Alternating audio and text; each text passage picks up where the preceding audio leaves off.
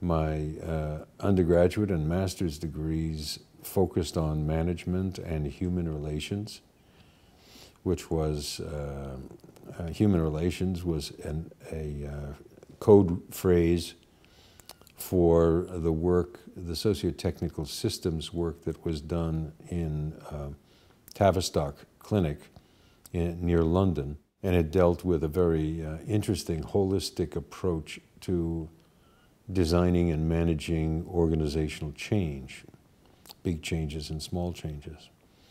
Well, I didn't know how much I didn't know, so I thought I knew all I needed to know about organizations and about small groups and intergroup dynamics. So off I went to the University of Chicago for a doctorate in clinical psychology because I figured now was the time for me to learn about the individual. In the middle of my doctoral work, along came the poverty program. And I was very concerned about those kinds of issues. I was asked if I would be a consultant to the poverty program.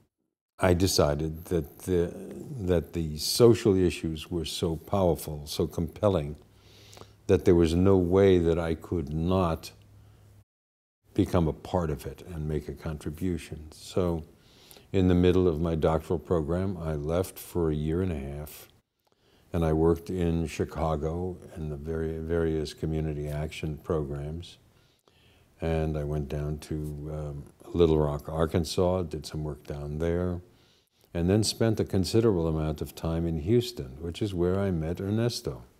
We've stayed in touch all that time. That's because, you know, we consider ourselves to be blood brothers. That's because we used to fight so much we drew each other's blood. Recently, I did 5 years, it feels like a prison sentence. I did 5 years as the director of the American University NTL Institute Joint Master's Degree Program in Organization Development and Change. But I busted out of there and resigned after 5 years. And now I'm doing a few more things. One is I'm a visiting scholar at the University of Pennsylvania at their Center for Organizational Behavior. I'm working with some friends of mine at Johns Hopkins, redesigning their graduate degree program in Organization Development and Change.